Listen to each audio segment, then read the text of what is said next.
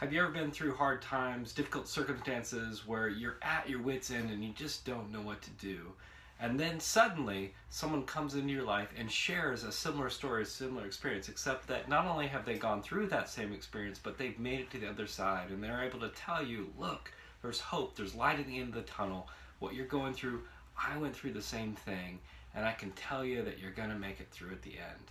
Well, we're looking today at the second part of chapter 1 of Philippians, starting in verse 12, and we discover that Paul is talking to the Philippians about his difficult circumstances of being in prison and how that experience has shaped him in order to encourage the Philippians who are also going through difficult circumstances. He reminds them that when he was in Philippi, he was arrested for the sake of sharing the gospel to the Philippians, and he's in similar circumstances now. But he's willing to go through those difficult circumstances to suffer because he sees the light at the end of the tunnel. He knows that it's worth it because it's for sharing the gospel.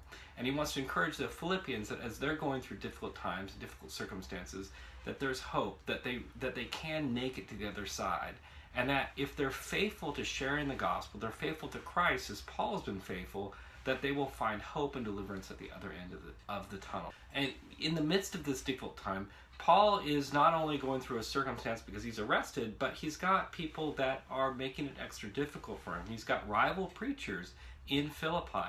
And it's interesting with these rival preachers because Paul is able to say, look, I'm just happy that the gospel is being shared. These rival preachers, they're doing it because they're envious, they're doing it out of rivalry, they have motivations that are selfish, they have false motives. He gives 3 different contrasts of the sort of characteristics of these false teachers.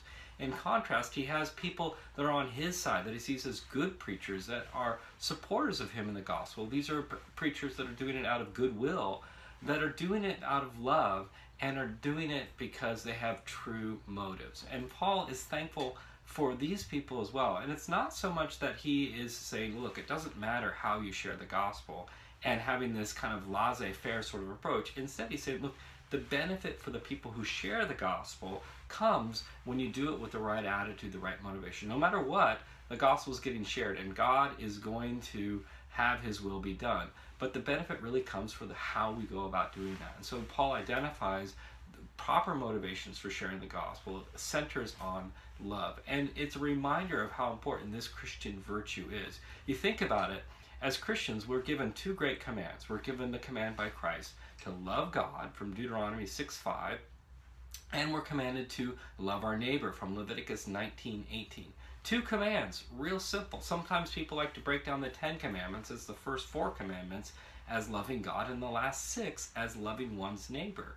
Simple commands, but in practice, love really can be a difficult thing. It's easy to say how we love the whole world and to think abstractly about love, but suddenly when you have someone who maybe says an unkind thing to you or treats you not the way that you would like, treats you with disrespect, that suddenly love in practice, in concrete measures, in particular people can become difficult. And yet Christ commands us. He says, look, if you want to know how to fulfill the will of God, it's to love God and love your neighbor.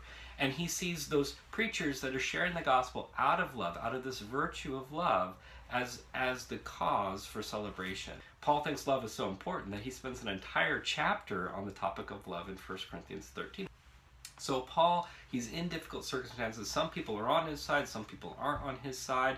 And yet, in the midst of this, Paul is hopeful that he is going to be delivered. He says, look, I'm either going to be delivered because if I die, then that's okay because I get to be with Christ. But more than likely what's going to happen is I'm going to be delivered from my imprisonment, and I'm going to get to go back to you, Philippians, and to share the gospel with you and to have fellowship with you. And that's good news no matter what. Paul keeps a positive attitude when it comes to his suffering. And he encourages the Philippians to follow his model, his example of how he takes on suffering in order to share the gospel with other people.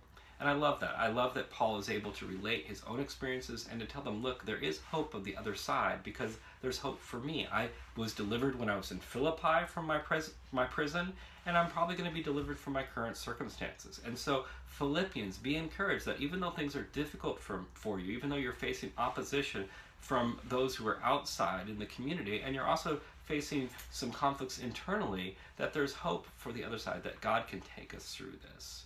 And I think this is just a wonderful application. I'd encourage you all just to share with each other maybe some difficult circumstances, maybe some stories of how you've gone through difficult circumstances and how you've been able to make it through the other side. As we go through difficult circumstances in life, it's easy to turn in upon ourselves, to turn in on our problems. And Paul gives this great example for us that we shouldn't be turning it upon ourselves, but we should be turning outward towards each other and towards God, and to be asking for stories of God's faithfulness in other people's lives, to be telling stories of God's faithfulness in other people's lives, so that we can be encouraged that we really can make it through to the other side, that we can make it to the other side of these circumstances, that God is faithful, particularly when we're doing things such as sharing the gospel, particularly when we are following God's will.